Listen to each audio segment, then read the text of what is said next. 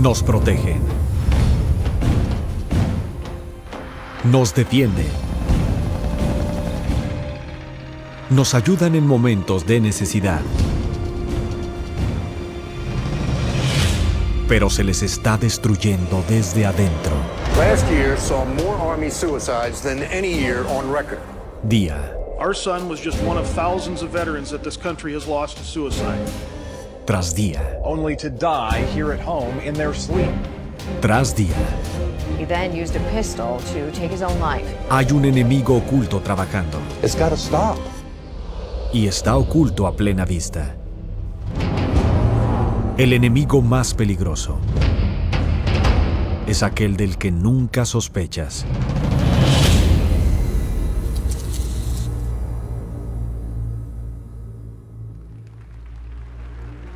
...18 de junio de 1940... el psiquiatra y general de brigada J.R. Rees habló en la reunión anual del Consejo Nacional para la Higiene Mental con un plan estratégico para la psiquiatría. We must aim to make it permeate every educational activity in our national life. Public life, politics, and industry should all of them be within our sphere of influence. Pero para alcanzar sus objetivos, los psiquiatras necesitaban el campo de pruebas perfecto. Uno con un presupuesto ilimitado que pudiera seguir creciendo. It's all about money. Billions of dollars. It's our tax money. Un campo de pruebas con un suministro interminable de recursos humanos. More people than any other organization in America. These troops are the guinea pigs. They're being experimented on. Un campo de pruebas donde cada orden se obedece, sin preguntas. You have to obey those orders. You don't have an option. I'm legally obligated. Y un campo de pruebas donde un daño colateral se etiquetaría como confidencial. This story has been censored every step of the way. El brigadier general Rees sabía dónde buscar. The Army and the other fighting services form rather unique experimental groups, since they are complete communities. And it is possible to arrange experiments in a way that would be very difficult in civilian life. Fue una astuta táctica, sobre todo bajo el disfraz de la ayuda. And now his soldier was sick, and unless we do something for him, he may remain sick for an indefinite period of time. Gentlemen, you are not requested to treat these patients. You are directed to do so. Los psiquiatras habían llegado muy lejos. Hacía solo 20 años antes, prácticamente no se había oído hablar de ellos en la vida militar. It wasn't until World War I that they came out of the asylums and sort of worked their way into the military. It was a very slow, very gradual insertion. Lenta y gradual, porque simplemente no se podía confiar en los psiquiatras. Y por una buena razón. Sus tratamientos nunca se ha sabido que fueran científicos. De hecho, muchos de sus procedimientos experimentales se clasificarían luego como tortura. One of the first uses of psychiatric treatment actually goes back to World War I when it was used on German soldiers who were deserting and trying to leave the front because of the horrors of the trench warfare on the Western Front. A este tratamiento se le dio el nombre de cura de Kaufman, a partir de su inventor, pero muy pocos la habrían llamado terapéutica. Al soldado traumatizado se le conectaba una corriente eléctrica que se aumentaba hasta que no podía soportarlo más. En el proceso, el especialista le daba sugestiones hipnóticas. Diese Kaufmann-Therapie wurde von den Psychiatern als Heiltherapie angewandt und eingeführt. Für die Soldaten war das alles andere als Heilung, weil es ja ein Schmerz war, der ihnen zugefügt wurde an den Gliedmaßen. Und so war wohl der wahre Grund, warum die Soldaten dann wieder an die Front gingen, nämlich, dass sie diese Schmerzen nicht mehr aushalten konnten und lieber sich in Kampfeinsatz wagten, als in der Klinik dauernd Schmerzen zu ertragen. Pero el dolor que estos soldados sufrían no impidió a los psiquiatras seguir con su experimentación en la Segunda Guerra Mundial. Y lo mismo que antes, no estaba ideada para ayudar a sus pacientes a superar los traumas de guerra. Zum einen war man von Seiten der Wehrmedizin im Zweiten Weltkrieg bestrebt, den Patienten noch schneller, als dies im Ersten Weltkrieg gelungen war, wieder an die Front zurückzuschicken. Das war der erste und sozusagen das entscheidende Ziel, das die Kriegspsychiatrie im Zweiten Weltkrieg hatte. Por todo el mundo, los psiquiatras usaban la guerra como una oportunidad de poner a prueba algunos tratamientos muy peligrosos en soldados que tenían muy poco que decir sobre el asunto. Estaban dándoles electrochoques, poniendo a otros en coma profundo y llenando a más con poderosas drogas psicoactivas. Conforme seguían infiltrándose más y más, llegaron a participar activamente en el reclutamiento, el entrenamiento, la disciplina y la moral militar. Incluso daban sus opiniones sobre la selección de oficiales. Then Poole is an odd sort of man. In civilian life he was very badly adjusted. In the personal sense, that is, he just couldn't mix, couldn't make friends. Para 1943, la psiquiatría había penetrado tan profundamente en el ejército americano que el psiquiatra principal de la Marina se jactaba así. Psychiatry now has a place in every step of the Navy man's career, from his induction to his eventual separation from the service. It is because of the military that psychiatrists, they became important. You know, they're wearing a uniform now, and they've got the epaulets, and, you know, they've got some power because of the military. The military gave them that. El psiquiatra militar jefe de Estados Unidos, el general de brigada William Menninger, escribió un manual enumerando todos los problemas mentales que él pensaba que los soldados podrían tener. Pero no había análisis de sangre, ni radiografías, nada observado bajo un microscopio, solo opiniones. ¿Pruebas científicas? No, señor. Pero esto solo ayudó a la psiquiatría. Después de todo, el manual del ejército de Menninger proporcionaba una apariencia de legitimidad, algo que pudieran usar para diagnosticar y tratar todavía más integrantes de las Fuerzas Armadas. El manual del ejército se usaba tan ampliamente que acabaría convirtiéndose en la base de la Biblia psiquiátrica, el Manual Diagnóstico y Estadístico de los Trastornos Mentales, el DSM. Gracias a la influencia de gente como Menninger, para la mitad de la Segunda Guerra Mundial, los militares de todo el mundo aceptaban las afirmaciones de los psiquiatras de que ellos eran los expertos de la salud mental.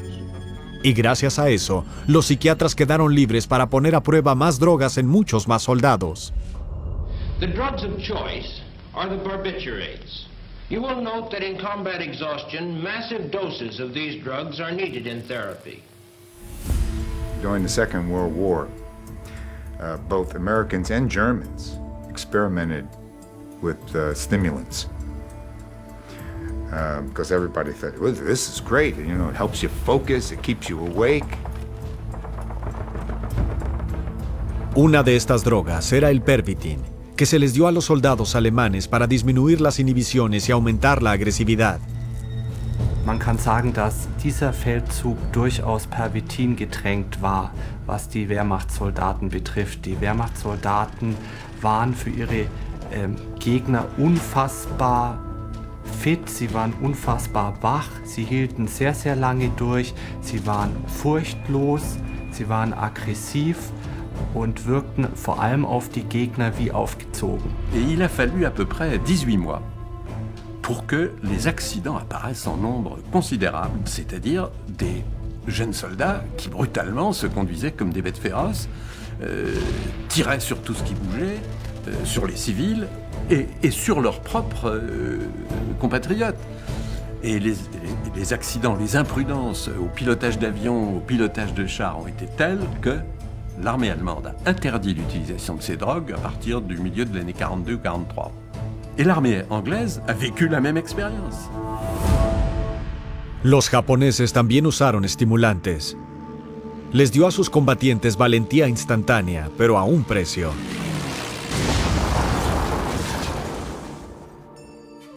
El soldado de esta foto fue un piloto torpedo de la Segunda Guerra Mundial. 海軍の中の特攻隊員ということで、人間魚雷で有名な回天というものの搭乗員として訓練を受け、La misión, introducirse en un torpedo que detonaría manualmente cuando estuviera cerca de un barco enemigo. 海軍の中ではね、とにかく先行艇部隊、先行艇による特攻を、とにかく成功させるためにということで、海軍ぐるみでっていうかね、でもってとにかく搭乗員たちにアンフェタミンを投与させて作戦行動を成功させるということがもう行われてたということですね。Aunque sobrevivió a la guerra, la vida de este hombre estaba destrozada. で実際に私の叔父も、帰ってきて、復員してきてからそういった形で今度メタンフェタミンヒロポン中毒になって、で今度ヒロポンが禁止されたわけですよね。今度は何になってか、もうアルコール、もう本当にアルコールはひどかったです。私も叔父が叔母にね本当に暴力を振るうシーンっていうのは何度も見てますし、だから彼自身も実際に、自殺を3度図って。Desde la década de 1950 hasta los años 70, los psiquiatras en países como Inglaterra, Estados Unidos y la URSS continuaron usando a sus militares como campos de pruebas para un arsenal de nuevos tratamientos experimentales. Los psiquiatras militares de Estados Unidos usaron a los soldados para experimentar con LSD. The squad, composed of volunteers for the test, responded like well-trained soldiers, immediately and without question. The squad, all except the drill sergeant, now drugged with LSD. After a few minutes, the men found it difficult to obey orders. Aun cuando sabían de los peligros de esta droga, los psiquiatras ingleses continuaron haciendo pruebas con el LSD, esta vez con comandos de la Infantería de Marina. Unknown to the troops, the drug was added to the water on the second day. At 11:40, the first effects of the drug make their appearance. The men no longer take cover, they relax and begin to giggle. 70 minutes after the administration of the drug, with one man climbing a tree, the troop commander gives up, saying, "I cannot do anything about this. I cannot control the men and I can take no action myself. I am wiped out as an attacking force." Los psiquiatras soviéticos les dieron a sus soldados Dios sabe qué. В советской армии я служил поваром, и обычно перед обедом приходил доктор, врач, и давал нам пакетик, чтобы мы сыпанули в борщ или там в кашу и размешали. Но мы обычно говорили, что это такое. Это нормально, это витамины. Но что это такое, я не знаю. Тем более, что мы, повара, обычно свою долю вынимали из котла до того, как приходил доктор. A lo largo del tiempo, a los soldados se les han seguido dando drogas psiquiátricas para usos nunca estudiados ni aprobados. Ha sido un experimento colosal. In the Falklands campaign, air crew were given uppers and downers so that their flight duty rotas could be maximized. We've gotten reports that the Gulf War II pilots do take amphetamines, they do take dexedrine, and that at the nighttime they're given Ambien to bring them down so they can sleep. So they're continuously on this up and down kind of scenario. Certainly in the Iraq, Afghanistan wars, psychiatry has played a huge role, huge. La psiquiatría es ahora una sección aceptada de los militares por todo el mundo. Se nos dice que deberíamos confiar en los psiquiatras, que son las autoridades. Hay, sin embargo, un problema. Las cosas no han mejorado, solo han empeorado.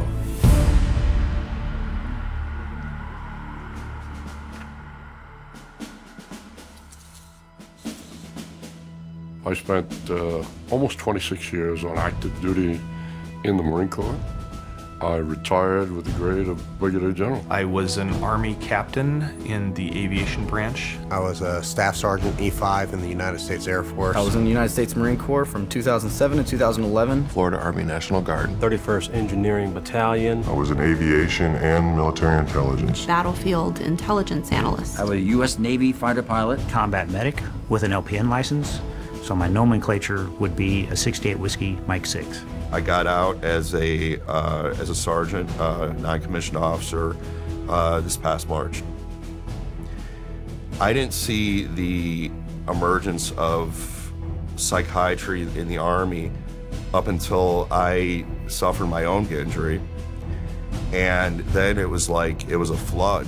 It was a flood of doctors and it was a flood of meds. Hay tanto estrés en el soldado de hoy como lo hubo en el pasado. Largas horas, misiones durísimas, periodos prolongados lejos de los seres queridos. Y cuando los problemas mentales y emocionales ocurren, no queda ninguna duda de su realidad. Pero sin importar a dónde vayan los soldados por ayuda, en el ejército de hoy en día, a menudo terminan en las manos de un psiquiatra. You can go to a chaplain, and a chaplain is just somebody that you can talk to. But I think part of the issue is that a chaplain is kind of obligated to route you straight to a psychiatrist if you mention any key words, you know? Like, yeah, I have been stressed out or something like that. If you tell a therapist you're depressed, they're going to send you to a psychiatrist. It's going to happen. It's just how it works. So they'll make a real quick decision on you have a problem or what the problem might be within just minutes. So 10 minutes, maybe 15 minutes, if you're lucky, 45 minutes in the office. La práctica estándar de un psiquiatra es diagnosticarte primero con un trastorno mental. Te podría decir que tienes un desequilibrio químico en el cerebro, aunque no haya hecho ningún análisis para demostrarlo. Y nunca lo hará, porque no existe ningún análisis. De hecho, no hay ningún análisis para ninguno de los cientos de trastornos mentales enumerados en el Manual de Diagnóstico de la Psiquiatría.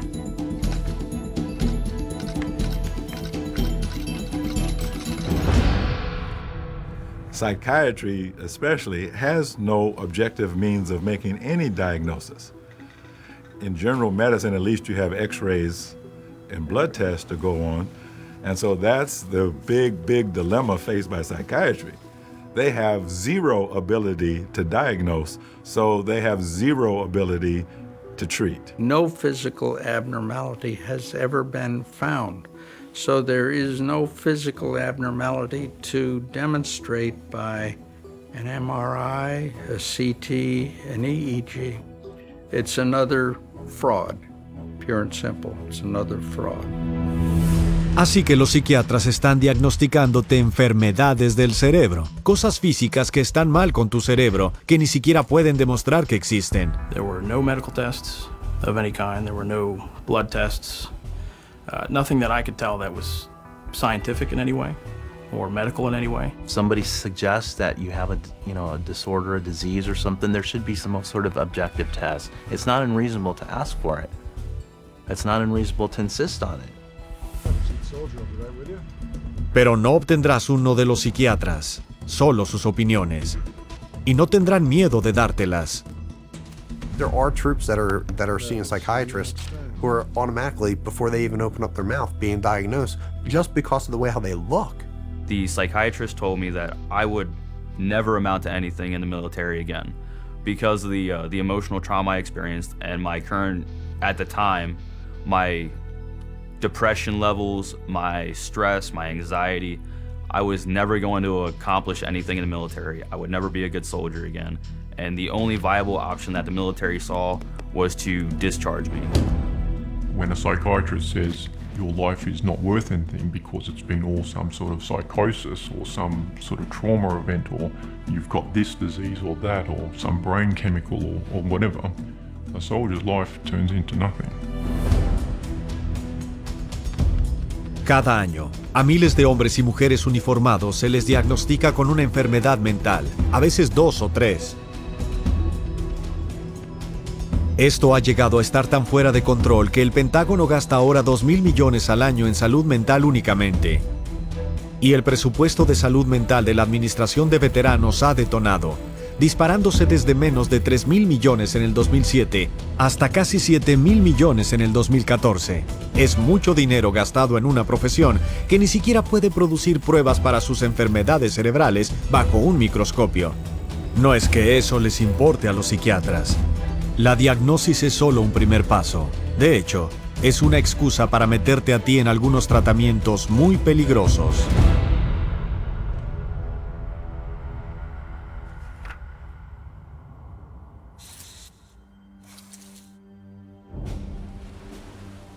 I joined the Navy when I was 17, and I was medically discharged, I should say, from the SEAL teams.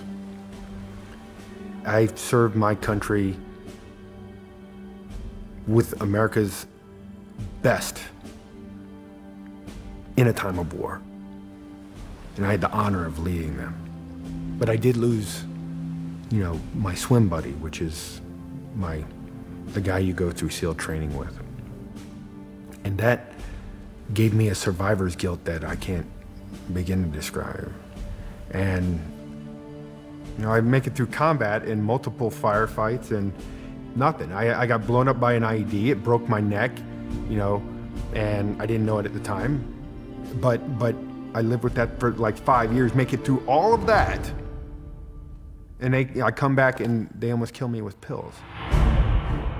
El resultado casi inevitable de un diagnóstico psiquiátrico es una receta de droga psiquiátrica. Los psiquiatras no hacen más que eso. Y han estado recetando mucho. Del 2005 al 2011, el Departamento de Defensa de Estados Unidos multiplicó por 7 sus recetas de drogas psiquiátricas. Eso es más de 30 veces más rápido que en la población civil. La campaña de drogas no es diferente para los veteranos. We get this guy from the Veterans, I think the Veterans Administration or something like that. And he's basically telling you, if you are depressed, if you do something erratic, it's a disease. This guy's literally the loudest guy in the entire briefing. Very just in your face about it. And he's just basically saying, if you're doing anything other than what you normally do, you have a disease and you need to be put on the system, you need drugs. We can control it with medication. And then right after that, they're gonna get prescribed whatever drug the psychiatrist seems fit rather than just being able to talk to somebody. No therapy, no lifestyle change. It's a straight line of how they educate these doctors in pharmacology, a symptom to a drug. Los psiquiatras no tienen ninguna idea real de lo que sus drogas le están haciendo al cuerpo humano.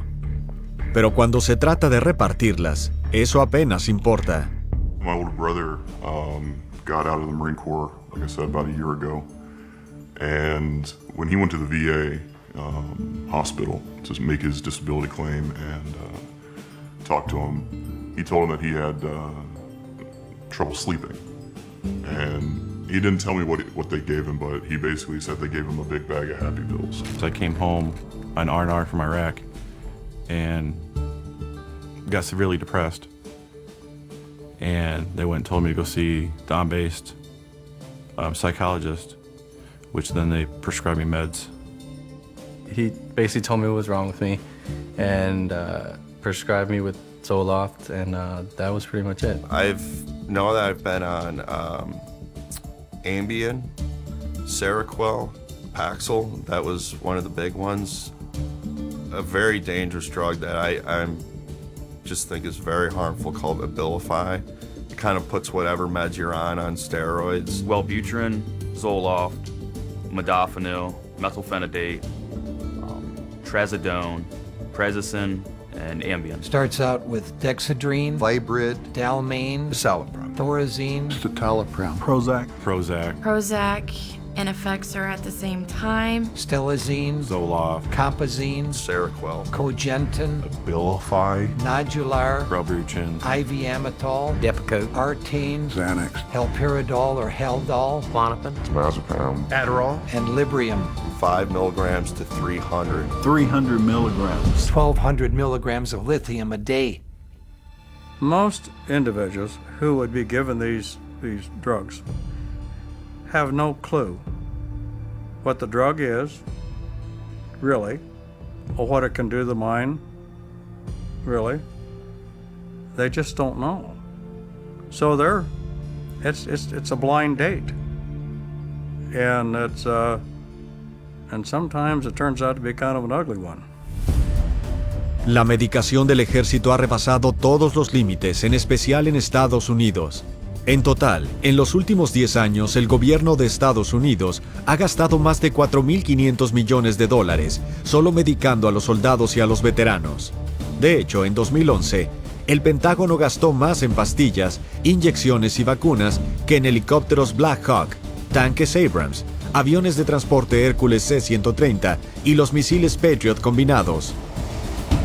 The use of both psychiatry and psychotropic drugs has just ballooned in the U.S. military. Every soldier that I've talked to, every time they've seen a psychiatrist, they would prescribe them some kind of psychotropic drug right off the bat. I would say 60 to 70% of the soldiers we saw in our center were on medication. Let me give you an example.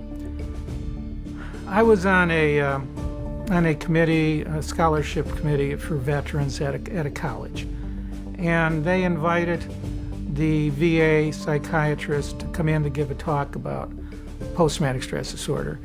But at the very end, I raised my hand, they said, how many of your veterans that you see do you medicate? And initially he tried to skirt the answer. He said, I see the most difficult. And I said, we all see the most difficult. How many do you medicate? 98%. It's criminal. Y no es que esté mucho mejor en el resto del mundo. I deal a lot with a lot of our soldiers within our NATO brothers and sisters. Canada, New Zealand, Australia, UK, Germany, France, Belgium, and even soldiers down in Italy and even in Spain. Each and every one of them have complained about the issues dealing with psychotropic drugs with them. I was stationed in Germany for a while. I was in Kosovo for a while. And they had talked about that, yeah, when they see the psychiatrist, they do give them psychotropic drugs. So it seems like it's a worldwide problem. A lot of our veterans who've told us that when they went for help whilst they were still serving, they were then prescribed medication. It didn't help. Quand on envoie un patient chez un psychiatre, il ressort directement avec des molécules chimiques. Et ça, on commence à avoir les effets secondaires et on commence à avoir les problèmes. І справді, психіатри давали військовослужбовцям небезпечні наркотики, при цьому знаючи, що військовослужбовці мають в руках небезпечну зброю. Och någonstans så finns det ju någon drivande orsak till att vi skriver ut mer och mer piller. Men vi får ju inte det förväntade resultatet. Pero sin importar el país, esto es el ejército. Y en el ejército los soldados no tienen elección salvo seguir las órdenes. When I'm wearing this uniform, if I'm ordered to see a psychiatrist, I have to go to see a psychiatrist. If I'm not in this uniform, I can tell them no. The suggestion to go see the psychiatrist came across as a heavy recommendation. It wasn't a direct order, but it was, this is something you should go do. It's something that needs to be handled. You should go do this. Y luego está la presión que te ponen para que tomes los fármacos. I actually asked my commander that. I said, do I have to take these drugs if is this an order?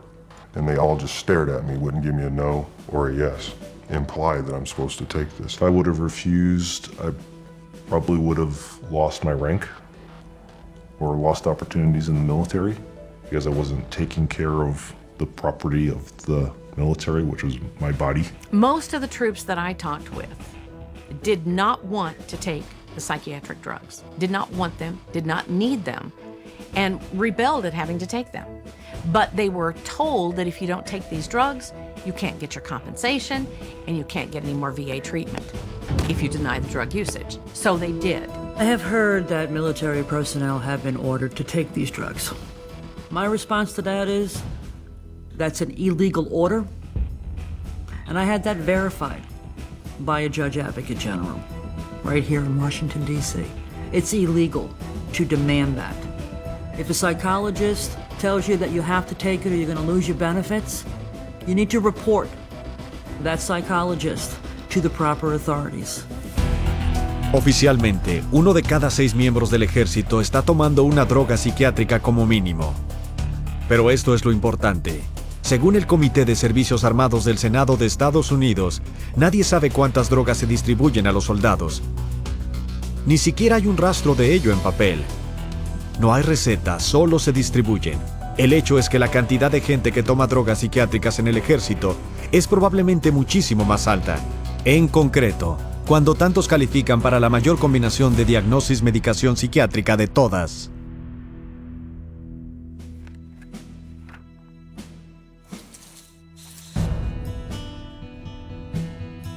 I was in the Army, and when I got out, I was corporal.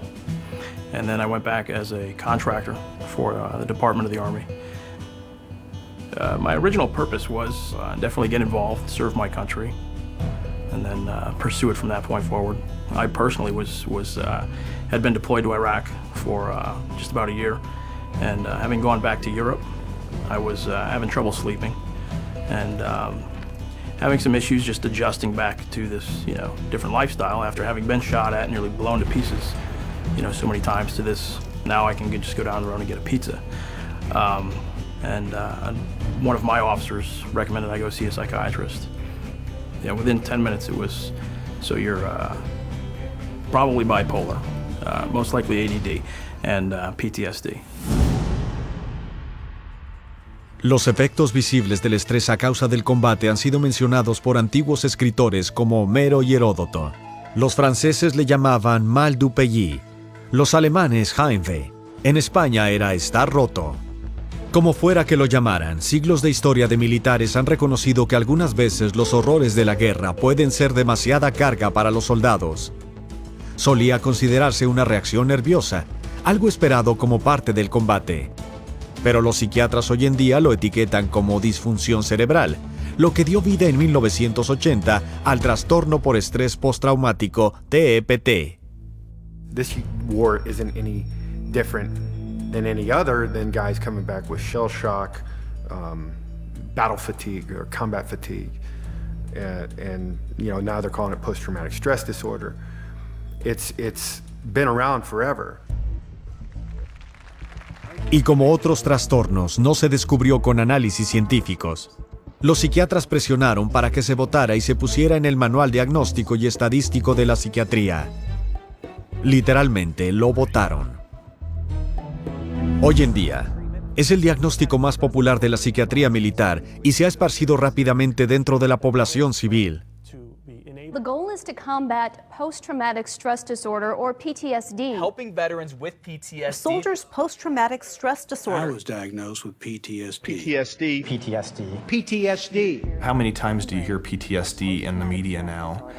People really don't understand it, I don't think, and we're just trying to assign a label to people, our soldiers and sailors that are coming back from these very horrific events that they're being witness to. People who suffer from post-traumatic stress are reacting to a traumatic event in a normal fashion. What we believe is that the military is treating veterans in particular with post-traumatic stress as though they have a mental illness. We don't believe they have a mental illness. We believe that they're wounded and what they need is healing. In PTSD, psychiatry has created a disease. They speak of it as a disease just as they speak of generalized anxiety disorder and clinical depression as diseases, but none of them are actual diseases. If someone shows up in my practice and they say a psychiatrist or other doctors diagnosed me with post-traumatic stress disorder, I would actually ask the patient, okay, what tests were done to establish that diagnosis? And they'll think about it and they'll realize that nothing was done. They just got the opinion of whoever the practitioner was. Certainly there is stress that goes along with combat.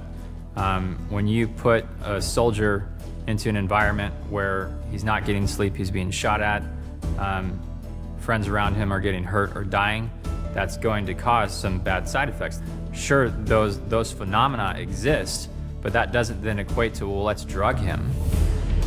No hay nada falso sobre los horrores del estrés del combate. Pero, ¿es eso suficiente para que la psiquiatría se invente una expresión de tono médico como disfunción cerebral para convencerte de que acepte su tratamiento? Y entonces continúan expandiendo su definición más y más ampliamente. What qualifies for PTSD has recently been downgraded, but they have directives that come out that say, well, now we're going to suggest that everybody who's, been in a war zone could possibly, maybe, and so with that, anybody qualifies. What I saw with the new privates coming in is they were just out of basic training and they were given psych drugs for PTSD, for being in basic training for 9 weeks. I was diagnosed with PTSD because I came back and I was a little jittery. And it's just, I guess they said that I had PTSD from that when it was just, I was still kind of trying to assimilate back into the scene of not being in combat, of not being over. The determination that I had PTSD was almost made before I even walked into the office. They told me that it was clear that I had post-traumatic stress disorder and that I needed medication to fix it. Nearly every soldier in my company was diagnosed with PTSD. Nearly every soldier. Hay 175 combinaciones distintas de síntomas que un psiquiatra puede usar para diagnosticarte con TEPT. No es sorpresa que el 37% de los recientes veteranos de guerra estén siendo tratados por ello. Una vez etiquetados, al 80% se les darán drogas psiquiátricas. Y de esos veteranos drogados, al 89% se les dan antidepresivos y al 34% poderosas drogas antipsicóticas. Incluso después de que uno de los psiquiatras más eminentes del TEPT hiciera un estudio admitiendo que los antipsicóticos no funcionan. Just because a medication can be widely prescribed doesn't mean necessarily that it's really helpful overall for the symptoms of post-traumatic stress disorder. Si los psiquiatras se preocuparan de hacer análisis médicos estándar, cabría la posibilidad de que encontraran algo mal físicamente. Algo que etiquetaran como TEPT, pero sería daño físico cerebral real que se podría verificar con una escanografía cerebral. Se le llama lesión cerebral traumática o LCT. Y se calcula que 320,000 soldados la han sufrido. Traumatic brain injury is an injury to the brain itself, either caused by a concussive blast or a closed head wound. There's some difficulty determining between traumatic brain injury and post-traumatic stress because the symptoms tend to mirror each other. Inability to focus, short-term memory loss, difficulty with rage or anger. You're talking about a physical injury, an actual brain injury, as opposed to a mental health, a condition. You know, it's the two absolutely, totally separate things. I'm handling a Gulf vet who's got traumatic brain injuries. He's labelled with PTSD, and he's got a lump of shrapnel in his head. You know? So, hang on, you don't get lumps of shrapnel flying into your head and embedding in your skull do not leave you with no effect on the brain. The brain's going to take a real hammering from that sort of thing. Por supuesto, la mayoría de los psiquiatras no van a detectar el LCT porque no verifican para buscarlo. En vez de eso, mientras el problema real aumenta, lo enmascaran con medicación. Y las cosas pueden ponerse mucho, mucho peor.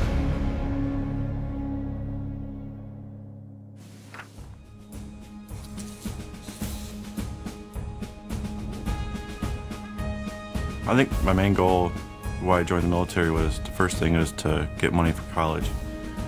And then all my friends were going in and they were having a blast with it, and I just really wanted to do something with my life and not just stay here in a small town and not do anything.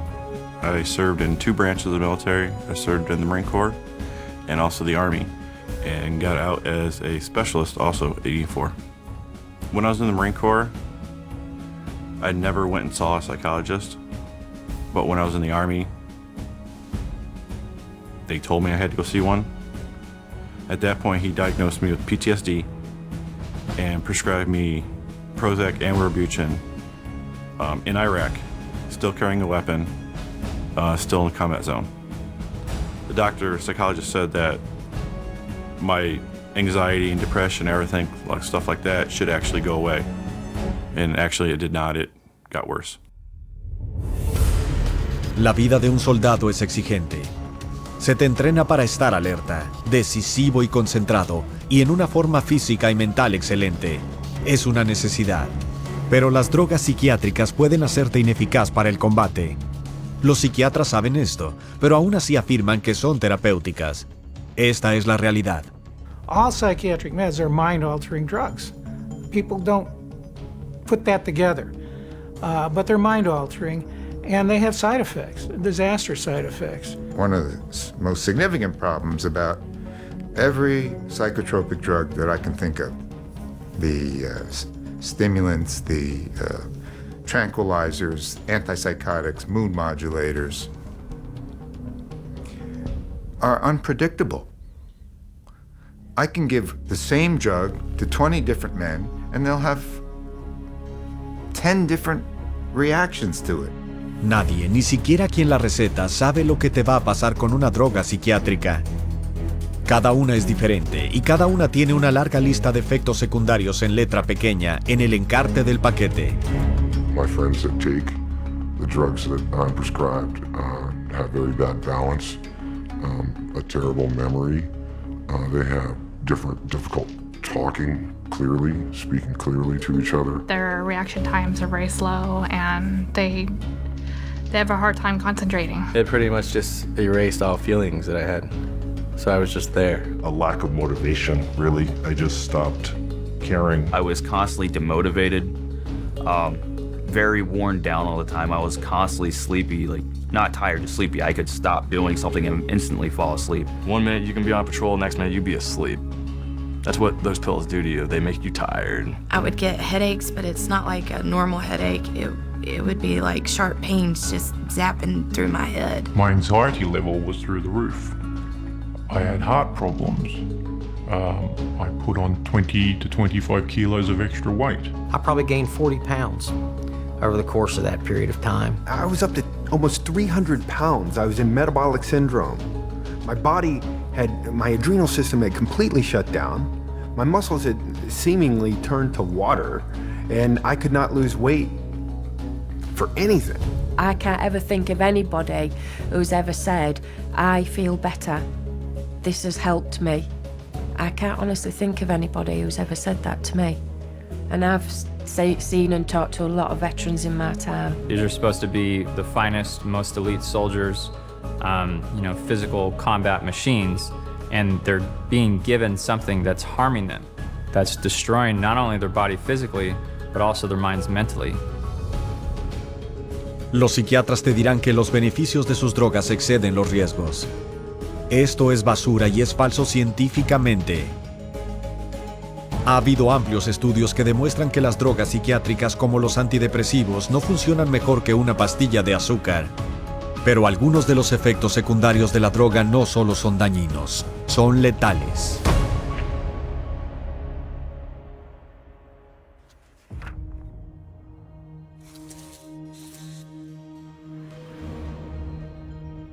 Además de los terribles efectos secundarios que causan las drogas psiquiátricas, está lo más extraño de todo. No curan nada. Así que, ¿qué es lo que hacen?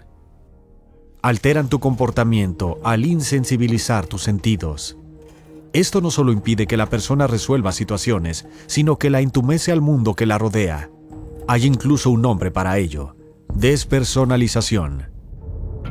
I've had patients who've been given very large doses of psychoactive drugs over a period of about a year, and basically destroyed their sense of self. They don't care almost about anything. You could go up to someone and start yelling at them, and if they're on the large enough cocktail, they won't do anything. They become almost drones. So they're literally lobotomizing our soldiers with these drugs. I'm sorry. I'm just being very direct and honest with my experience of over 200 injured warriors. It's almost like being in a mental hospital with lobotomized patients. I'm sorry. It's just awful. Y la despersonalización se pone realmente peligrosa cuando la droga crea otro efecto secundario común.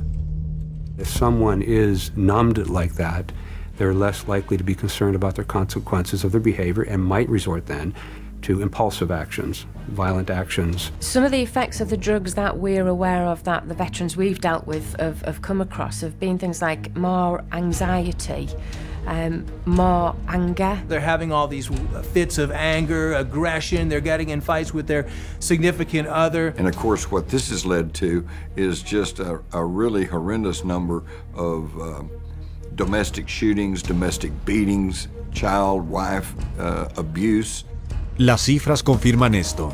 Desde el 2006, crímenes sexuales violentos y el maltrato doméstico en el ejército han aumentado más de un 30%, y el maltrato infantil en un 43%, todo mientras el drogado psiquiátrico de nuestros soldados ha superado todos los límites.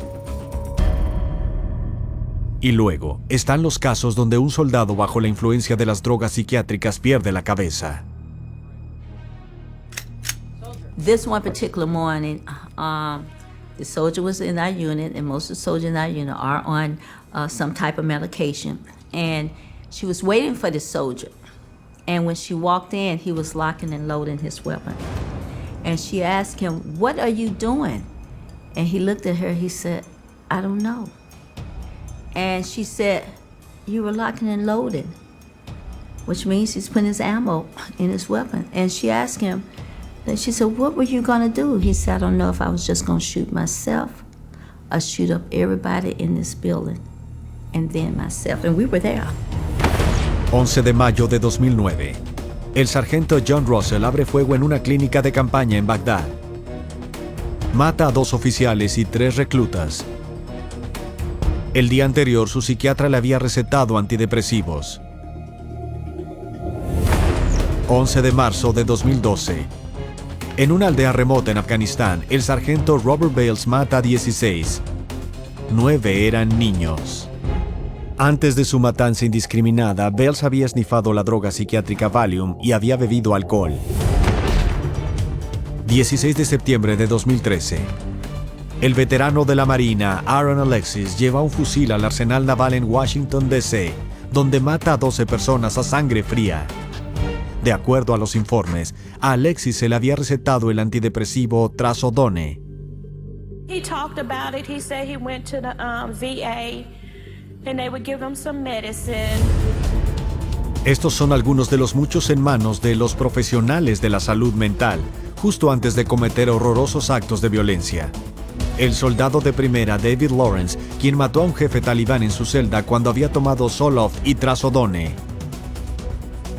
Terrence Tyler, un ex marín que abatió a tiros a 2 compañeros de trabajo y luego a sí mismo en un supermercado de Nueva Jersey. Se le había diagnosticado depresión grave y tomaba Prozac. Y Eddie Ray Rove, quien mató a un miembro de comando de élite condecorado. Acababa de salir de un hospital psiquiátrico 4 días antes, donde recibió tratamiento para el TPT. Drugs and weapons do not mix. Okay, it's a recipe for disaster all by itself. They're seeing things different. Their mind has been altered. The brain has been altered. Their judgment and reasoning is not what it would have been without these medications. It's the mind that makes the decision of when to shoot and what to shoot. It's the mind. If you alter the mind and you imbalance the mind, which is what psychiatric drugs do, you change the results of who or what gets shot on the battlefield or at home after the battle is over. Las drogas psiquiátricas no solo causan violencia en los soldados, provocan a la gente de todos los ámbitos sociales a cometer tiroteos masivos mortales en nuestros hogares, lugares de trabajo y escuelas. Y luego está la cuestión de qué podrían causarse a sí mismos.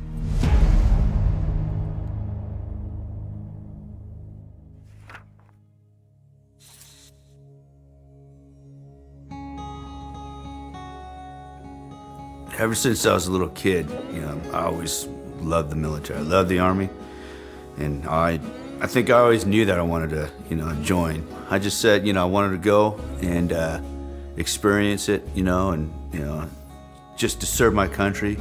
And then I went to the recruiter station. I said I want to jump out of airplanes and ride motorcycles. And right then they said, "We got a job for you," But I did it, and it was good. It was right after combat. So, I started getting these dreams and flashbacks and all that stuff, and then, kind of like big anxiety and all that stuff. And And I went to my doc, and they said, "Yeah, we got to get you some meds," and they gave me them, and that was it.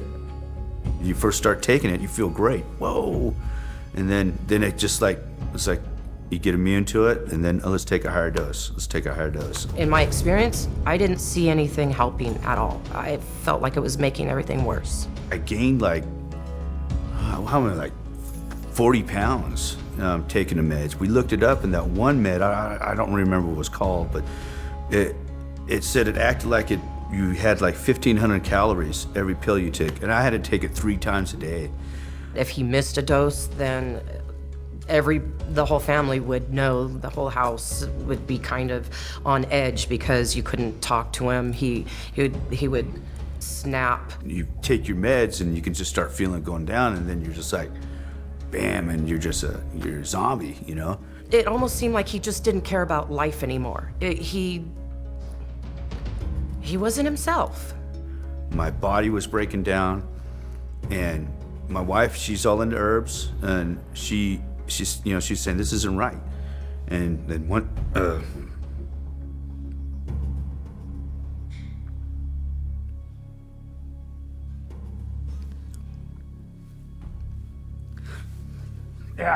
I was all fucking drunk, and the meds just taking that shit, and I just said, fuck it, I'm done. And I took my pistol, I fucking put it in my mouth, and she opened up the door. I fucking took it, and I said, I was like, fucking, I said, we gotta fucking do something, and this shit just didn't work, and I had to literally grab the weapon away from him because it probably would have happened. That's why I said, fuck it, I'm stopping. I'm stopping taking all this shit. It's killing me. It's gonna kill me. It's gonna kill my wife.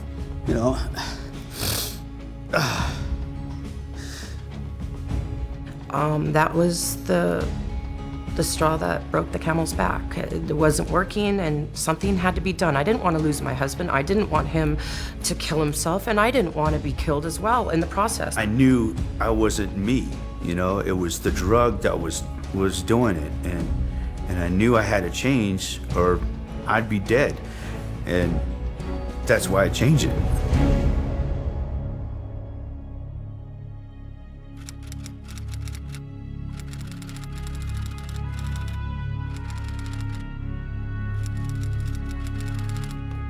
Hay un enorme problema con los suicidios en el ejército. Desde el 2002, el índice en las filas de los Estados Unidos casi se ha duplicado. The suicide rate has really been going out the roof here lately with our military members, both while they're still in and once they return back to the States. I would move from base to base to base, and I'd be on different missions at different times. And one minute I'm on a base and I'm having lunch, and I'm being asked, hey, did you hear about those 3 guys, those 3 soldiers who committed suicide? It was a black eye on Fort Bliss. Soldiers were dying left and right. Preventable deaths, we're talking suicides, we're talking about these soldiers getting in their cars or motorcycles going 150 miles an hour and, hitting a median, family violence. It really spiraled out of control. Mientras sucede todo esto, los psiquiatras siguen dando drogas psiquiátricas en volumen. Drogas que es bien sabido que aumentan la violencia y los pensamientos suicidas. My psychiatrist at the time had issued me a recommended gabapentin. And I took one, and I think within 30 minutes, I had thoughts of suicide. They started me on a really low dose to build it in my system, but even the low dose, I was still feeling side effects of suicide, depression, anxiety. I did notice that there was a lot of times that I thought, that it would just be better to be dead than to keep living like that. And I look back on it now, and I do realize that it was the meds. Sí, puede haber razones para el suicidio en el ejército hoy, que no tienen que ver con las drogas psiquiátricas. Pero sería estúpido ignorar la influencia de las drogas. Solo pregúntenselo a los soldados sobre el terreno. I was military police, actively working as a police officer on the military installation. And in 1 week, I went to about 8 or 9 suicide attempts where the person either overdosed or, said that he was gonna kill himself, something like that. And 1 for 1, every single person was on psychiatric drugs. Because of my role as a criminal investigator, I didn't witness the soldiers while they were taking psychiatric drugs. All I got to see was after the suicide or after the death, and then the reports come out. We'd get called pretty often to investigate. We would have an autopsy performed and would include a toxicological exam, which would determine any drugs in the system, and usually there was some type of drug. A lot of them were taking some sort of medication for depression or anxiety. There were a lot of suicides happening in the military, overseas in theater and back in the States. De 2009 a 2012, más soldados en Estados Unidos murieron por suicidio que por accidentes de tráfico, enfermedades cardíacas, cáncer y homicidio. El secretario de Defensa de Estados Unidos lo calificó de epidemia. Y sí, es un problema. Algunos dicen que es el estrés de la guerra, pero el 85% de los suicidas ni siquiera estuvo en el frente de combate, y un 52% nunca fue movilizado. Mientras tanto, la eficacia de los psiquiatras militares nunca se cuestiona, y da como resultado intentos de suicidio como este. My son joined the Army. He wanted to make a career and become something. He was still sweet and more normal when he came back from Iraq, even though he had, nervousness in crowds and PTSD. He was not different in personality as far as, to that degree like what we saw later on the drugs. And so when Michael said, hey, I'm having anxiety issues, I said, you need to go tell them. Well, and that's what really began his journey. That was the worst step, in my opinion, that we could have ever done. It started off with 1 drug and went to 2. With each successive symptom that he got a new drug. And we noticed that he started to go down in personality. It wasn't our son anymore. It was, anger, slurred speech. It was surreal because the person I was talking to wasn't even my son.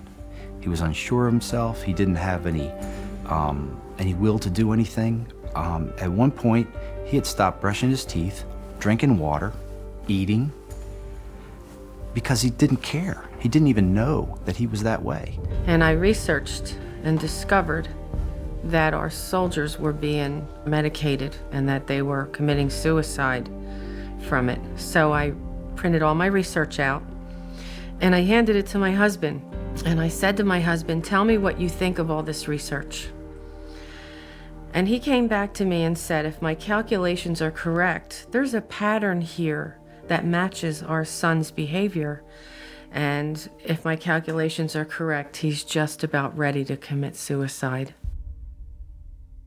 I was in the dollar store and he called me and said, I don't want to upset you, but I want you to know Michael's okay, but he tried to kill himself. And he put 2 IVs in his arms and he bled out in the bathtub and he was drawing in his blood on the walls. He didn't even know he was committing suicide.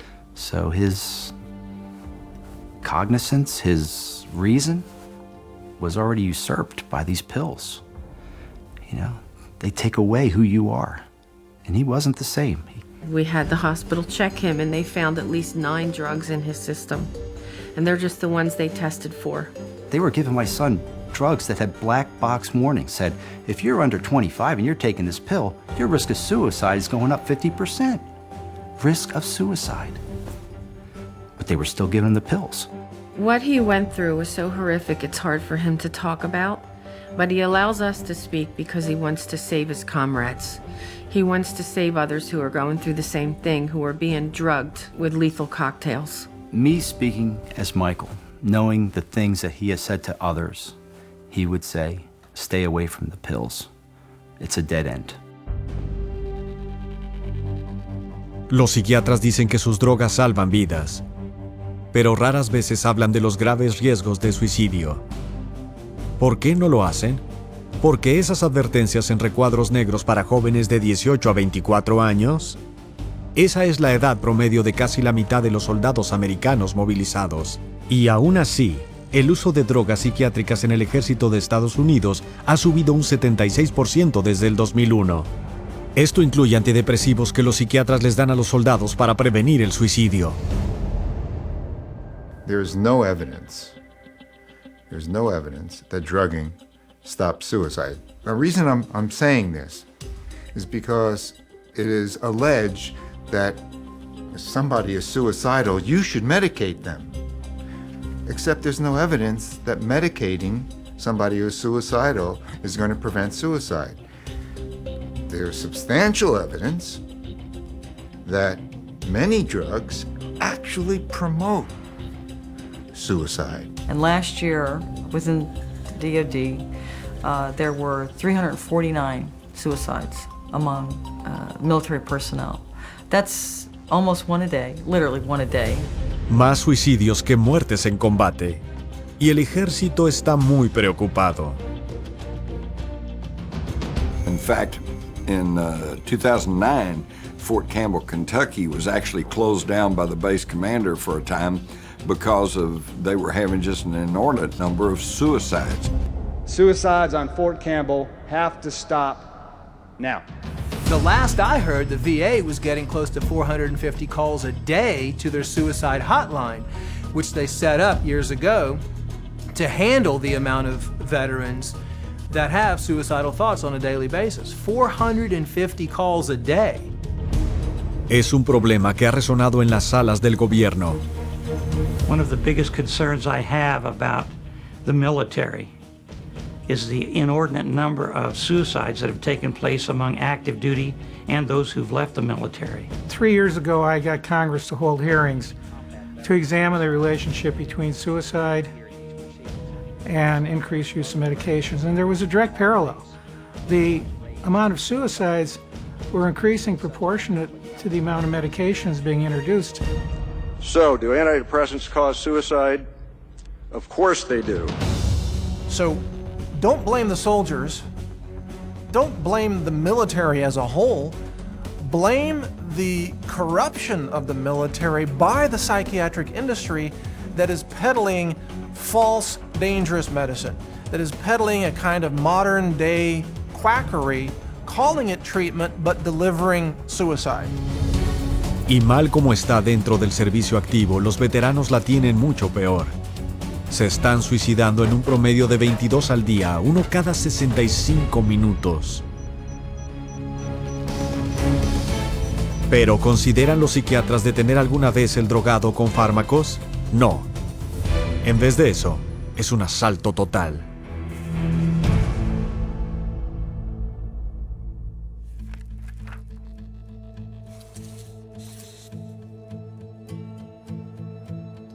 I was a very highly functioning non-commissioned officer. I was a platoon sergeant at the time. I was kind of always being groomed for that next rank. I was getting sent to the right schools, had the support of my chain of command. Things were going really good. After I witnessed this traumatic event on my last deployment in Iraq, that's when the medications really started coming.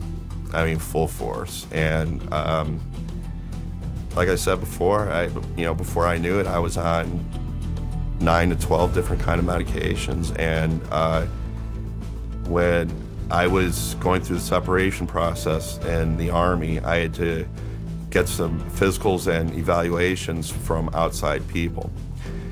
These professionals would see my records come up on the screen and the amount of medications that I was put on throughout my time in the Army, but especially the last couple of years, and they would literally gasp. And they were shocked at the amount of drugs, the high doses of these drugs. It was like a 6-page rap sheet. Con todas las formas en las que las drogas psiquiátricas pueden reaccionar en tu cuerpo, ¿cómo contrarrestan los psiquiatras un efecto secundario de las drogas que te dan? No te quitan la droga. O bien te aumentan la dosis, que puede causar más efectos secundarios, o te añaden otra droga que añadirá aún más. Luego otra y otra. It was clear right away that they really had no idea what anything that they were giving me was really going to do. They said, this drug may not work. You may need a different one. This one may need a higher dose. This one may need a lower dose. There was friends of mine that I saw had 2, 3, 4 pills that they had to take daily. You find soldiers that are on dozens of medications. And when I say, 7 to 9 drugs at one point, I'd say that was very average. I've heard as high as 14. I know of some troops, personally, who were given up to 20 different drugs. It's kind of depressing if you look at the number of medications that I've been on. It's very thick. It makes up a large portion of my medical file with the Veterans Administration. And a lot of people were on not only psychiatric drugs, but drugs for their injuries. And the combination made them different. They weren't the same people. They're mixing amphetamines with painkillers and antidepressants and sleeping pills. I mean, even to the unlearned, that sounds insane. Esto es tan común que hasta tienen un nombre para ello: polifarmacia. Y aquí está este hecho poco conocido. Muchas de estas drogas nunca han recibido pruebas combinadas, lo que convierte a quienes están tomando estas drogas en conejillos de indias. The danger escalates with every increase in dose and every increase in the number of medications. I have watched my clients who have been prescribed psychotropic drugs, sometimes a cocktail, often a cocktail, sometimes a single drug, and they are grievously changed. If they were experiencing an adverse effect, how would they know which drug it was? Was it the antipsychotic? Who knows? Was it the antidepressant? Was it a combination? These guys don't know. All they know is they're supposed to take these because their doctor said they'll be better. And in fact, they only got worse. And the problem is that there's no attention to the detail of what happens to these troops that are placed on them. There's no follow-up. They're simply placed on them, given a great big huge supply of them, and they're sent out to fight. De hecho, a algunos soldados americanos se les da un suministro de drogas psiquiátricas para 180 días cuando salen al frente. Sin supervisión, sin restricciones. Se las toman cuando quieren. And what happens to it when they go into combat? Are they sharing with their friends? Sure they are. That's why I've been told by social workers, corpsmen, medics, that 90% of the troops in combat have at one time or other taken some type of psychiatric medication. It's just a grand, crazy, insane pharmaceutical roulette that's being conducted at the expense of our nation's sons and daughters, really.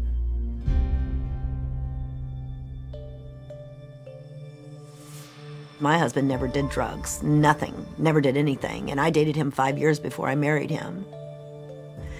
And he never did anything like that. And then when he was in Afghanistan, the psychiatrist over there started giving him the medications for depression and, of course, the pain that he was in because he had been hit. And the first time he got hit, they just started drugging him up. And the second time he was hit is when they sent him home to me.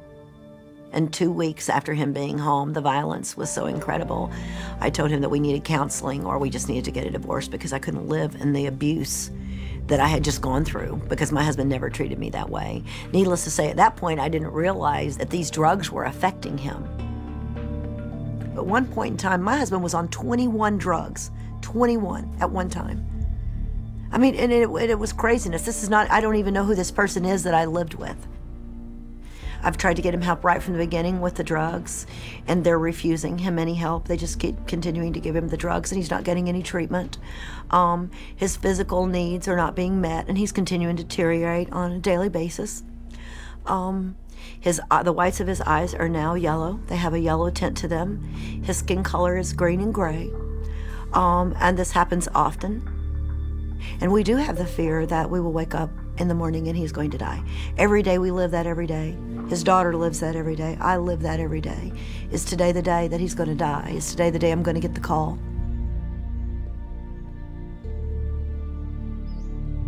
They need to give me my husband's life back, is what they need to do. They need to take him off the drugs so that he can think. He can't think. He doesn't know. La horrible realidad es que una vez que tomas drogas, salir de ellas es un infierno. Puedes caer en la adicción a algunas de ellas en solo 2 semanas. Now we have soldiers coming back from the battlefield and they're addicted to psychotropic medications, and they have a detox reaction back in civilian life, and they begin to exhibit the side effects for which they were being pre-medicated. So they become depressed, they become suicidal. Not only is it dangerous to be on these drugs, it's also very dangerous to come off of them. In fact, in many cases, the suicides happen immediately after someone stops taking an antidepressant drug. So if you do that, make sure you do it in a way where you have medical supervision and you have a support system in place so you can get off of those drugs safely. Intentar dejar la medicación psiquiátrica por ti mismo, en especial de golpe, es muy peligroso, por los terribles efectos que podrías experimentar. I have an anxiety, I'm perspiring, I just don't know what to do. Los psiquiatras te dirán que es la recaída a tu enfermedad mental y que necesitas volver a tomar tus drogas. Eso no es cierto. Esto es el síndrome de la retirada, igual que con las drogas callejeras. The doctor did not tell me if I did come straight off of these that there would be a worse effect. I didn't know that. So when I did come off it, I fell harder. These are actually addictive drugs, and I didn't know how to act without them. The withdrawal process is rough. And one of the things that I experienced is all these emotions, all these feelings, all these trauma, all this sadness that wasn't being dealt with, wasn't being cared for. It was just being medicated. When I got off all those drugs, it was like a floodgate. Even though you come off those pills, there's a period of time for, I think, a long, long time that stuff is coming out of your system. And sometimes you think that life would be better if you were dead. Es alucinante ver cuántos soldados vuelven a casa adictos a las drogas psiquiátricas. Una investigación en el ejército de Estados Unidos descubrió que cerca del 35% de los soldados de la unidad de transición de soldados tienen un problema con las drogas recetadas. Y muy a menudo, la adicción no es temporal, sino para el resto de una vida. Pero puede ser todavía peor que eso. Porque a veces estas drogas se pueden volver letales, golpeando con rapidez y sin avisar.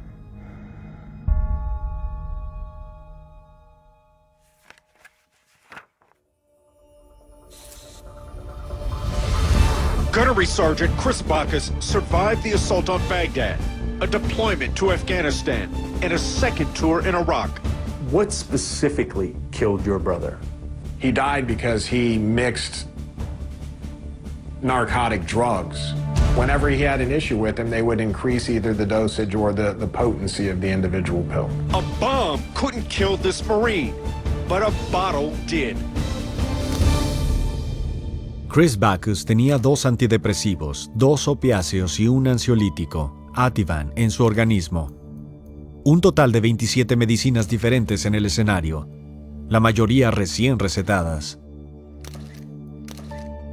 La autopsia mostró que la interacción de drogas lo mató. Cualquier doctor que se precie pudo haber predicho eso. El caso de Chris Bacchus resultaría no ser distinto de centenares de otros. Solo a 450 millas, Stan y Shirley White, celebraban el retorno sano y salvo de su hijo, el cabo de los marines de 23 años, Andrew White, de la zona de combate. Pocos sabían lo que le pasaría cuando fue a buscar ayuda al hospital local de veteranos, solo diagnosticarlo y luego drogarlo. Andrew's behavior really started to deteriorate. We saw more and more withdrawal. We saw anger issues. At one point, he slept for 2 or 3 days at a time. The psychiatrist, their solution to his deteriorating condition was to increase his medications or to change the medications. El 12 de febrero del 2008, el cabo White murió mientras dormía. Ni siquiera se movió, sencillamente murió. The coroner's report said it was a intoxication of these drugs. Did not mention, but his heart stopped beating. Andrew being 23, being very healthy, not having any major issues, you shouldn't die in bed. Era uno de 4 veteranos, solo 20añeros, encontrados muertos en sus camas en Virginia Occidental, con solo meses de diferencia entre sí. Esto llevó a la tenaz investigación de un neurólogo de San Diego para descubrir la causa. I tried to understand how they could have died, what the mode, the mechanism of death could have been. And these dead in an undisturbed bed were cardiac. Suddenly the heart stops for some reason. Siguiendo cada pista, vio que cada uno había sido diagnosticado con TEPT y que cada uno había estado tomando el mismo potente cóctel de drogas psiquiátricas. Came across literature on the antipsychotics, and they said that the antipsychotics have a particular danger. They can stop the heart suddenly. And here these veterans, all 3 were on a combination of drugs which can cause or lead to sudden cardiac death. Might this not be the tip of an iceberg? Might there be others? And to make a long story short, that list grew to 250, 300, and today it is 351 probable cardiac deaths. The risk of sudden cardiac death makes those drugs truly unfit for human consumption, and yet they're being used like jelly beans in the military. Yeah, we're watching me here, Devil Dog. Otra de esas muertes cardíacas fue el cabo de 21 años, Chad Ollich-Leger. Are you getting that? It's machine gun fire. We don't know where it's coming from. But no worries. We have our sandbag structures. Carry on. Chad was hilarious. You know, super smart. Super smart. He was a lot of fun. You know, he played sports, you know, all of that. Like any normal kid was, outdoors all the time. He was willing to make friends and talk to everybody. So that's kind of, you know, what caught my eye in the beginning as well. So he was just fun to be around. This Native American has no comment. Well, he told me the reason why he wanted to join the military was that if he went, then maybe his children wouldn't have to go. He really felt like it was his duty as a citizen to participate. When he came back, we realized he was different. He had asked his commander that, you know, he wanted to seek counseling. He needed some help because he was having problems dealing with what he had done over there and what he saw on that first tour. All right, the reason I'm down here and not up there is because as soon as the IED went off, we were talking about a possible trigger man. We don't know where they are because we never know where they are. Just all kind of saw like, okay, they're gonna give you some medication. You're gonna, you know, see a psychiatrist for a little bit, talk it out, things will get better. We were so naive. When he was on the drugs, he seemed like he was just doped up all the time. He was disoriented. It literally turned him into a walking zombie. I mean, after he would take that, and you know, and he was real adamant about making sure he took his medication on time. It just felt like the medication made him forget what he was doing, made him forget some things that had happened in the past. We'd be talking about stories and he wouldn't believe what I was telling him. And he'd take Seroquel and then 10 minutes later be going back to his pill bottle and say, well, I gotta take my medication. And it's like, you just took it. He wasn't in control, I felt like, in the end. He just really didn't know what he was doing. He wasn't going to work when he was supposed to. He said he would just sleep in his room. We're gonna pause for a second due to malfunctions and technical difficulties. I got the knock on the door at 11 o'clock at night. But when I heard the knock on the door, I knew what it was. They had found Chad. And my thought was, okay, great, where is he? Where's his little shit? You know, I hadn't heard from him. And he said that he was at the barracks. I said, okay, is something wrong? Can I go see him? And he said that they found him in his room, that he was dead on the floor. They didn't know how long he'd been there, that he was already gone, and I couldn't see him. I couldn't even get on base. All I could think of was that he was alone in that room by himself, that he was supposed to be safe.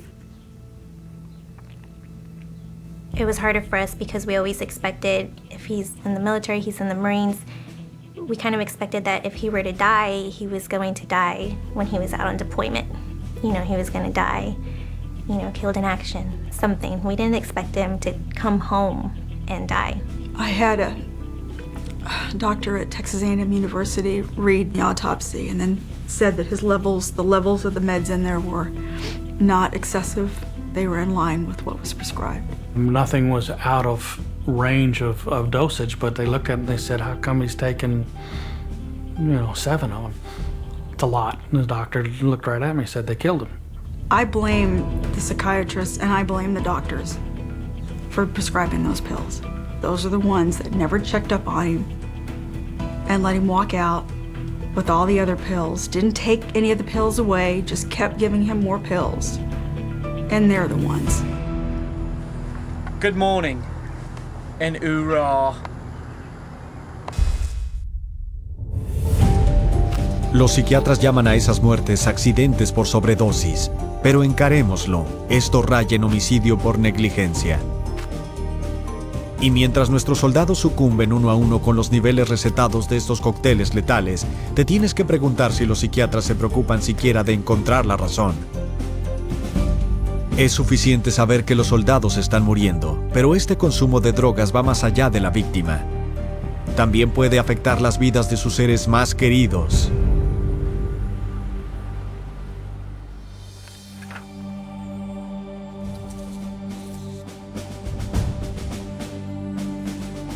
I was with the 101st Airborne Division. I was assigned to them doing gun truck and convoy security, Operation Iraqi Freedom. I came out as a captain.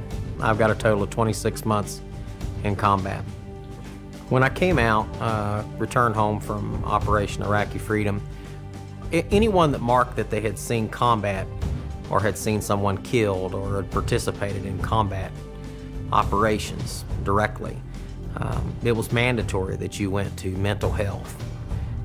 I myself was prescribed Prozac, Depakote, and at one time Zoloft. One night, and I'll never forget this as long as I live. One night I had laid down and I'd taken my pills, and I took a shot of Jack Daniels. At that time I had my children staying with me, so I didn't get drunk or anything like that, didn't drink overly heavy, and for some reason I decided to sleep on the couch this time. And I can remember opening my eyes and not being able to move my arms and my legs and literally feeling like I was choking to death. And my son, who was 13 at the time, he came in. Obviously I was making some noises and he shook me so hard that I fell off of the couch. And that kind of woke me up. But literally I felt like I was dying. And I can't help to think if my son wasn't there to wake me up, would I have been a statistic? Maybe. En servicio activo o como veterano, un soldado en drogas puede afectar negativamente a toda su familia. What we're seeing is that now this label of being broken and disordered is not only being utilized with our troops, but it's now also extended with their families. You hear stories about these young children that are living with a deployed mommy or a daddy who just can't handle the deployments. So what happens is these troops that were deployed come home, whether or not they saw combat doesn't matter. They're still being forced to take a subjective questionnaire, psychiatric questionnaire, and based off of the results are getting told to do these drugs. And when they take the drugs, they become somebody that's different than what that child remembered them to be. Now that child has to deal with coping in a way that is very different than what they had to deal with when the parent was initially home. That child can't handle it. So what happens? Mom and dad says the child needs to go see somebody for help. The child goes seeks help. The child gets the same drugs that mommy and daddy's on. Instead of dealing with the problem the right way, it's a lot easier to give a kid a pill, which ultimately destroys that young mind and ultimately erases somebody from society when that child commits suicide.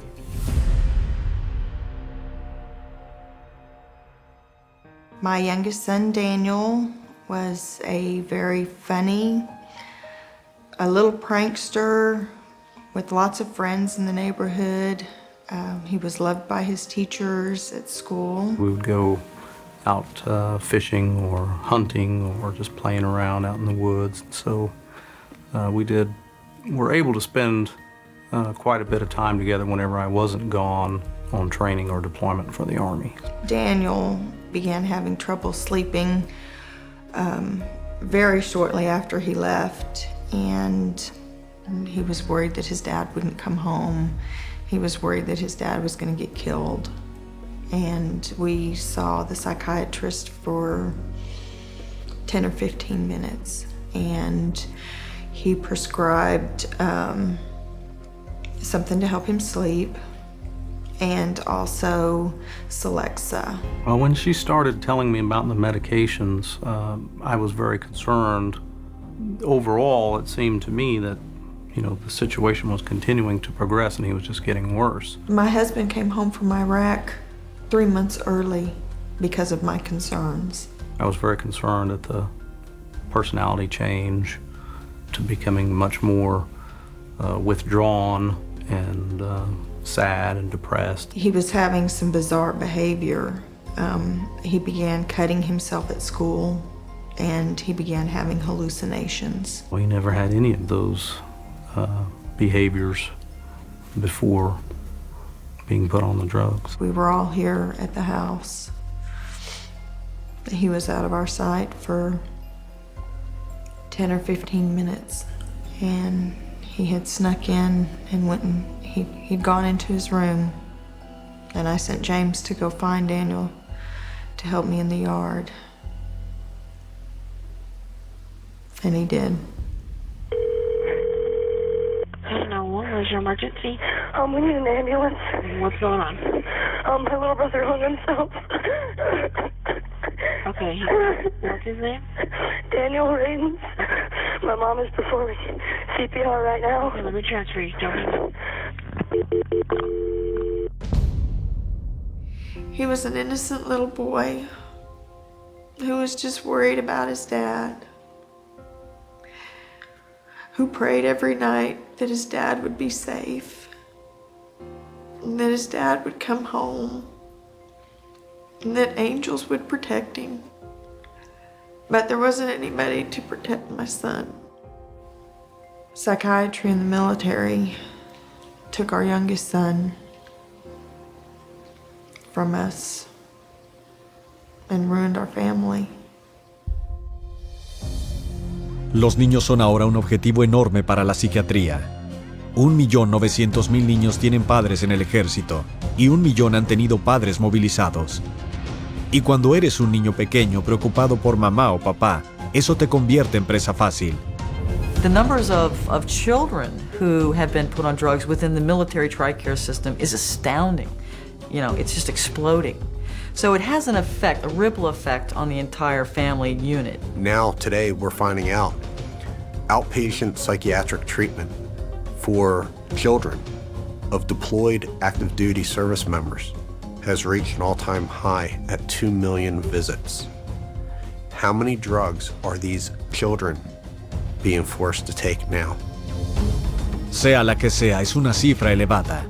Según un estudio en el diario de la Academia de Psiquiatría Infantil y Juvenil, el 91% de todos los niños que visitan a un psiquiatra infantil salen con una droga psiquiátrica. ¿Es esto lo que queremos realmente para nuestros hijos?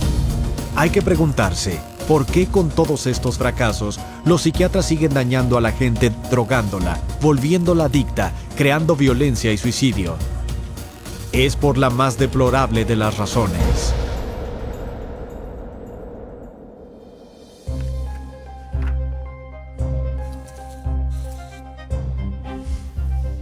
Los psiquiatras dicen que trastornos como el TEPT no se pueden curar.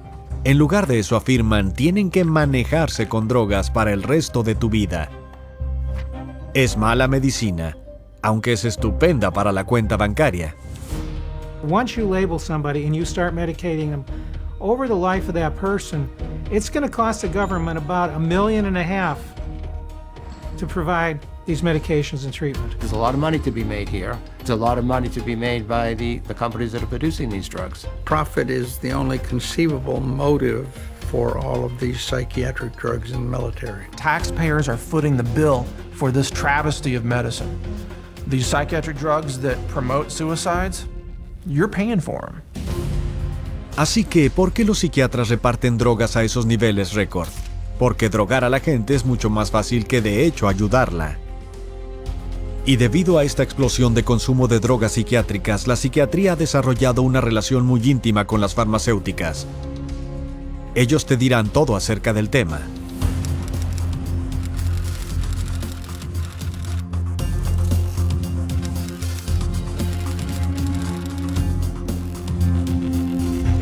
Por desgracia, casi en cualquier lugar que mires encontrarás conflicto de intereses financieros. Por ejemplo, Matthew Friedman, psiquiatra y director del Centro Nacional de la Administración de Veteranos para el TEPT. No solo se le ha pagado como orador para 3 fabricantes de drogas, sino que también es miembro de la Junta Científica para las farmacéuticas que fabrican Paxil y Zoloft. ¿Y sabes qué? Resulta que estas son las 2 únicas drogas psiquiátricas aprobadas por el gobierno de Estados Unidos para tratar el TEPT. Luego está la doctora Elspeth Cameron Ritchie, que hasta hace poco era la psiquiatra superior en el ejército de Estados Unidos. Elogió el antipsicótico Seroquel por ser una droga muy útil para el tratamiento de la ansiedad y las pesadillas relacionadas con el combate. Seroquel no solo no está aprobado para ese propósito, está relacionado con muertes cardíacas repentinas. Los soldados lo llaman Serokill, serocidio. En las calles es la heroína del bebé. Ese mismo año, Ritchie promovió el uso de drogas psiquiátricas en el campo de batalla en una transmisión por internet, parcialmente financiada por el fabricante de Seroquel. Of course, I'm a psychiatrist, so I tend to think of psychiatric medications, and we treat soldiers with medications, with cognitive behavioral therapy, and other sophisticated treatments on the battlefield. Finalmente, está el psiquiatra y exgeneral de brigada Stephen Xenakis.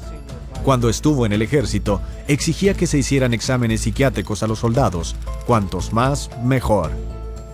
Hoy en día, el ejército examina a sus soldados tanto como 5 veces. Un examen psiquiátrico obligatorio cuando vuelven a casa y otro como seguimiento 6 meses después. Y estos exámenes están cargados de conflictos de interés. El desarrollo de uno de estos cuestionarios recomendado por el director de Sanidad del Ejército lo financió Pfizer, el fabricante del antidepresivo Zoloft. Otro programa de tests para los soldados y sus familias lo administra un grupo al que 8 fabricantes de drogas le dan millones de dólares. Pero Xenakis quiere su propia rebanada del pastel. Está listo para ganar millones como director de una corporación que vende un escáner para el cerebro que planea usar para el diagnóstico del TEPT. En resumidas cuentas, con la psiquiatría todo es dinero. Sin duda no se trata de ayuda. Y sin reformar este sistema roto e ineficaz, el Departamento de Asuntos de los Veteranos de Estados Unidos ha contratado a otros 1,600 trabajadores de la salud mental solo para manejar los problemas que la propia profesión empeoró. If all we're doing when we get more mental health professionals is more of the same thing, but then it's a fool's errand. Y para el soldado que se alistó con el ideal del deber y sirvió con honor, todo se reduce a una palabra: traición.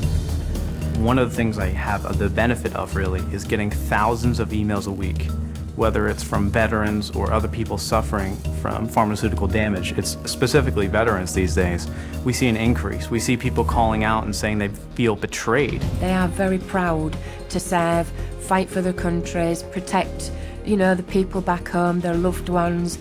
And I think all they ask for is to come home and be treated fairly, given answers and looked after. And they're not looked after, they're told, it's all in your head, it's mental, take the tablets, it'll cure, go away, and that's it.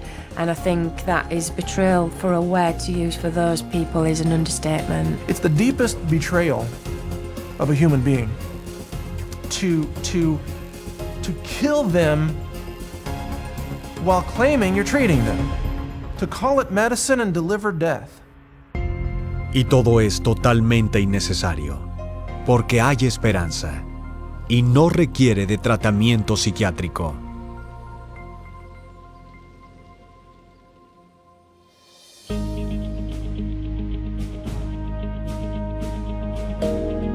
Miramos alrededor y por desgracia encontrarás un mundo saturado de psiquiatría. Pero hay soluciones seguras, eficaces y funcionales y pueden encontrarse.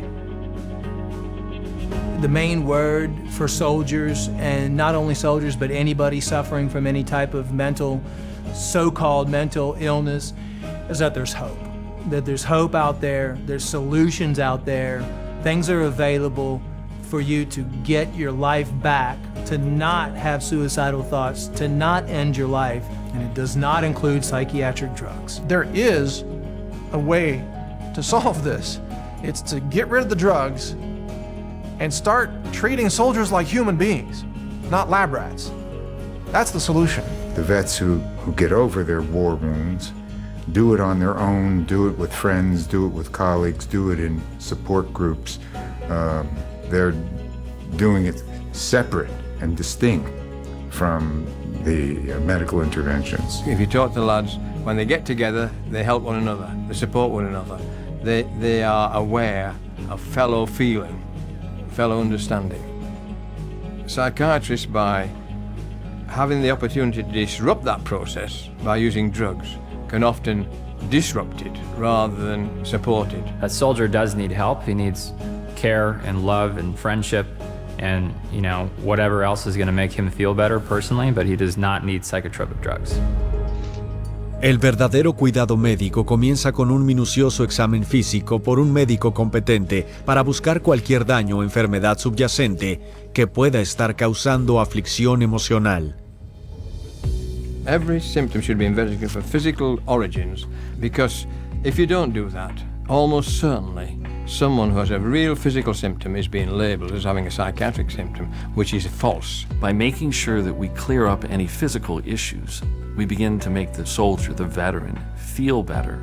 Once they begin to feel better physically, they feel better emotionally, and they're able to deal with some of the issues relative to the traumas or the stress that they were under while in combat. Si estás tomando drogas psiquiátricas y quieres dejarlas, asegúrate de hacerlo bajo la supervisión de un médico competente. Getting off the drugs is one of the best things that I've done, and because it's helped me out. It helped me be back being Mike Mezin, and it really saved my life. It's transformed my life, but at the same time, it's also made me look real hard at the damage that those drugs were doing me while I was on. And it was that type of incident that catalyzed my resolve to aborting the system that I was in and moving forward with a non-pharmaceutical approach, which has been phenomenally successful for me. I'm not the same person. Pero hay todavía muchos soldados ahora mismo que corren el riesgo de que se les ordene que tomen drogas psiquiátricas. Por eso es vitalmente importante que conozcas tus derechos. There is an obligation for the service to take care of our sons and daughters that are sacrificing themselves and giving an oath to defend the Constitution with their life. I mean, that's a big deal. The command may say you have to go to see a psychiatrist because we believe you to be unstable. So does he have to show up for the appointment? The answer is yes. However, once you go into that therapist's office, you are not required to participate in that treatment. So on occasion, I have people that call me and ask me, can I refuse this or can I refuse that? And I say, absolutely. Bajo este derecho a negarse está el más importante de todos los derechos, el consentimiento a ser informado. Consentimiento a ser informado significa que tienes el derecho a que se te informe de antemano de todos los riesgos y beneficios del tratamiento psiquiátrico, cualquier tratamiento alternativo y la opción de ningún tratamiento. Do active duty and military have a right to informed consent? Absolutely. But these soldiers, sailors, Marines are not informed as to all of the consequences of these medications, because if you were truly informed as to the consequences of taking these drugs, would you really take them? And the answer is most likely no. Consentimiento a ser informado es solo uno de los muchos derechos que tienes bajo el Código Militar de Estados Unidos. Muchos otros países también ofrecen los derechos de consentimiento a ser informado, pero eres tú quien debe exigirlo. Participa y háblale a los demás de estos derechos. Muchos valientes sobrevivientes a la psiquiatría militar y sus familias están denunciándolo ahora, y tú podrías ayudarles. I don't want another family to experience what we've experienced. Unfortunately, that's happening. This is an outrage. What's going on here? Are these young people just guinea pigs? Apparently so. My daughter was a guinea pig. And she's gone. One of Tony's last things, he always told me, just keep speaking up, Mom. Even if you only help one person, just keep speaking up. My goal is not just to tell Anthony's story, but I feel it's a story that's not unique. It's something that's happening to so many of our troops. As an advocate for my son and an advocate for wounded veterans across the country, our group that I work with, we're trying to make a change in that direction. So we made it our mission that we're gonna tell everybody we can and have the website have as much information that we can. We've got to get the word out to our soldiers. Don't take these drugs. Don't take these drugs. It's the beginning of the end. Se necesita una acción inmediata no solo en Estados Unidos, sino en todo el mundo. Más soldados y veteranos británicos cometieron suicidio en el 2012 que los que murieron en combate. Lo mismo con el pequeño ejército australiano durante la pasada década. El 20% de las muertes entre los soldados alemanes en el extranjero es por suicidio, y el ejército ruso tiene un promedio de un 65%, que es más alto que el resto del país entero. So, what is the solution? Get rid of psychiatry and mental health. Don't leave them in charge. Mental health will not improve until psychiatrists are no longer in charge of it. I truly believe that they are destroying our military. The battlefield is safer than psychiatry. Do you understand that? Statistically, you are less likely to be shot by an enemy than to be killed by a pharmaceutical drug. That's the truth about psychiatry. Y aún así, la influencia de la psiquiatría va más allá del ejército. Es como J.R. Reese lo planeó. El tratamiento psiquiátrico experimentado y desarrollado en el ejército, esparciéndose por cada resquicio y rincón de la vida civil. La psiquiatría es en la actualidad una industria internacional que genera $330 mil millones al año. Prometió ayudar. Entrega dolor, daño y muerte. El enemigo oculto ha sido revelado. Lo que ocurra ahora depende de todos nosotros. Tienes los hechos. Defiéndete.